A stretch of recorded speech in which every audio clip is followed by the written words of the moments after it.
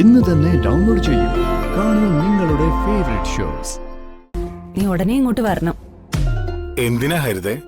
നീ വാ, നേരിട്ട് പറയാം. നിന്റെ അച്ഛനെതിരെ എന്നെ കാണുന്നേ ഇനിയും വല്ല അടിയും തരാനാണോ? അതിനൊന്നും അല്ല, നീ ഒന്ന് വേഗം വന്നേ. എന്തെങ്കിലും കാര്യമില്ലാതെ അച്ഛൻ നിന്നോട് വരാൻ പറയില്ലല്ലോ. എന്തോ തീരുമാനം അറിയിക്കാന്. എന്ത് തീരുമാനം? അച്ഛൻ നിന്നോട് നേരിട്ട് പറയാൻ പോകുന്ന കാര്യം ഞാൻ എങ്ങനെ പറയാനാ? നീ ആദ്യം ഇങ്ങോട്ടൊന്ന് വന്നേ. ഹലോ ഹരിതേ, ഫോൺ കട്ട് ചെയ്ത് കളഞ്ഞല്ലോ. ഹരിതയുടെ അച്ഛൻ എന്തിനായിരിക്കും എന്നെ അത്യാവശ്യമായിട്ട് കാണണം എന്ന് പറഞ്ഞ്? എന്തോ തീരുമാനം അറിയിക്കാനാണത്രേ. എന്ത് തീരുമാനം അറിയിക്കാനാ? എന്തായാലും കുറുപ്പച്ചൻ വിളിക്കുന്നത് നല്ല കാര്യത്തിനൊന്നും ആവില്ല. ധൈര്യത്തോടെ മുന്നോട്ട് പോവുക തന്നെ. കുറുപ്പച്ചനെങ്കിൽ കുറുപ്പച്ചൻ. എന്തായാലും പോയിട്ട് വരാം.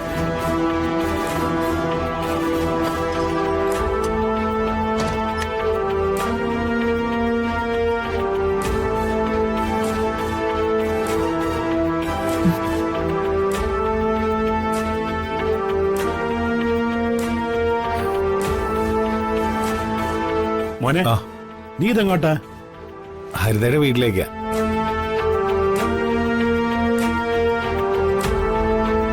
ഹരിതയുടെ അച്ഛൻ അത്യാവശ്യമായിട്ട് എന്നെ കാണണം എന്ന് പറഞ്ഞു. ഹരിത എന്നെ ഇപ്പൊ ഫോൺ വിളിച്ചിരുന്നു.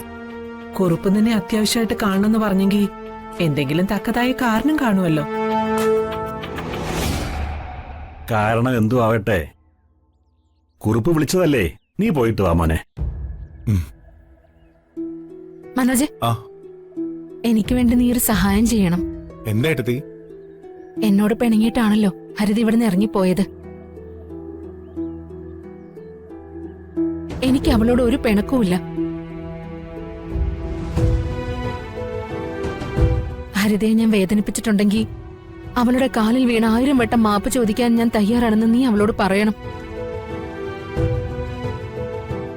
എന്നോടുള്ള അവളുടെ പിണക്കം മാറ്റിയെടുക്കണം മനോജ്. അത് നീ വിചാരിച്ചാലേ പറ്റൂ. സുചിത്രയോടുള്ള പിണക്കം മാത്രമല്ല, ഈ കുടുംബത്തോടുള്ള പിണക്കവും മാറ്റിയെടുത്ത് നീ അവളെ തിരിച്ചു കൊണ്ടുവരണം മോനെ. അതെ, പക്ഷേ ഹരിതയുടെ രീതി അനുസരിച്ച് അതത്ര എളുപ്പമാണെന്ന് തോന്നില്ല ചന്ദ്രു. എന്റെ മനസ്സും അങ്ങനെ തന്നെയാ പറയുന്നത്. അമ്മയും അച്ഛനും വിഷമിക്കാതെ. കുറച്ച് എടുത്തിയായിട്ടുണ്ടെങ്കിലും എന്നെ ഉപേക്ഷിച്ചുള്ള ഒരു ജീവിതത്തിനും ഹരിത ഒരിക്കലും തയ്യാറാവില്ല. എല്ലാം ശരിയാവും. ഹരിതയെ കാര്യങ്ങൾ പറഞ്ഞ് മനസ്സിലാക്കി ഞാൻ ഈ വീട്ടിലേക്ക് തിരിച്ചു കൊണ്ടുവരും.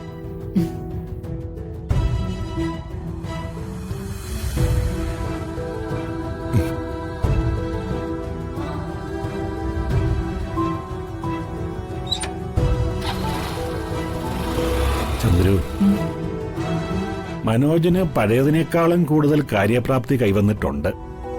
എല്ലാം ഭംഗിയായിട്ട് നടന്നാ മതിയായിരുന്നു. മാനത്തെ കൊട്ടാ